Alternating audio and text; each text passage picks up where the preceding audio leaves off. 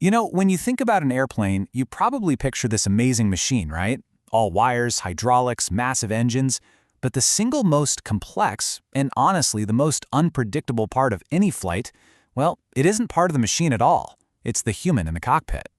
So what makes the pilot so vulnerable up there? So, let me ask you this. What do you think is the most dangerous component on an airplane? Seriously, take a guess. It's not the engines, not the wings, it's not even a sudden storm. It's something much closer to home. Yup, it's the pilot, because the biggest threats to a flight often don't come from a mechanical breakdown.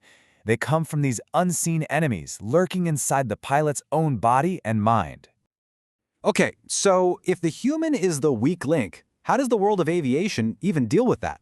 Well, the very first line of defense is this really tough system designed to make sure a pilot is fit to fly long before they even think about touching the controls. Before a pilot learns to trust all those gauges and screens in the cockpit, the altimeter, the GPS, all of it, they first have to be able to trust their single most important instrument. And that's their own body. A pilot's physical and mental health isn't just a good idea, it's a non-negotiable requirement to fly.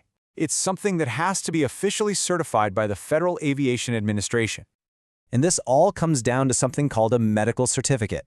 Every single pilot has to pass a physical exam with a specially trained doctor, and the standards get way stricter depending on what you fly. A private pilot needs a third class, but if you're flying an airliner full of people, you need a first class. It's basically the FAA's way of saying, okay, you are healthy enough for us to trust you with this machine. But getting that piece of paper is just step one. Because the second you take off, you're putting your body into an environment it was never, ever built for. And the pressure, or really the lack of pressure, can have some really serious consequences. Let's talk about a silent killer in the cockpit: hypoxia. See, as you climb higher, the air pressure drops. Now, the percentage of oxygen in the air stays the same, about 21%, but the molecules get spread further and further apart. So with every breath you take, you're getting less oxygen, and your brain gets starved. And what's absolutely terrifying is how fast it all goes downhill. This is what we call the time of useful consciousness. At 25,000 feet, you've got maybe 3 to 5 minutes to save yourself. At 35,000 feet, a typical cruising altitude, you're down to less than a minute. And up at 45,000 feet, you have maybe 15 seconds. That's it, 15 seconds before your brain is too fuzzy to make the right decisions. Now, the fix is super simple. The time is everything. You have to slam on an oxygen mask and get the plane down to a lower altitude fast. It is a literal race against the clock, where the clock is your own brain shutting down. And this whole pressure thing works in other ways too. If you've ever heard of scuba divers getting the bends, it's the same principle. That's nitrogen bubbles forming in your body from pressure changes. Well, flying after diving is a huge no-no for the exact same reason. Going up to altitude can cause those bubbles to form, and that's a serious medical emergency. That's why pilots have to wait, sometimes up to 24 hours before they can fly after a dive. So, okay, you've got the body struggling with just the physics of being up high. But what happens when the problem isn't a lack of oxygen, but your brain being actively tricked by the very senses it depends on? This is where we get into the really scary world of spatial disorientation. See, down here on the ground, we have 3 things that keep us from falling over. Our inner ear for balance, what pilots call the seat of the pants feeling from gravity, and the most important one, our eyes, which see the horizon. But in a plane, especially if you're in the clouds or it's pitch black outside, you can lose your vision of the horizon. And when that happens, the other 2 systems can get totally confused and start sending your brain some dangerously wrong information. And that leads to this terrifying thing called spatial disorientation. It's basically a state where a pilot's feeling of where they are and what the plane is doing is completely, totally wrong. They feel one thing, but the airplane is doing something else entirely. The most common version of this is called the leans. Imagine you're in a turn that's so slow and gradual, your inner ear just doesn't even pick it up. Then, when you finally roll the wings back to level, the fluid in your inner ear sloshes, and it creates this powerful, overwhelming feeling that you're now banking hard in the opposite direction. Your body is just screaming at you, you're turning, even when the instruments are telling you you're flying perfectly straight. But it gets even deadlier with something called the graveyard spiral. This is where a pilot is in a turn they don't notice, and they're losing altitude. All they know is that they're going down. So what's the instinct? Pull back on the stick to climb, right? But pulling back when you're in a turn only makes the turn tighter and makes you descend even faster.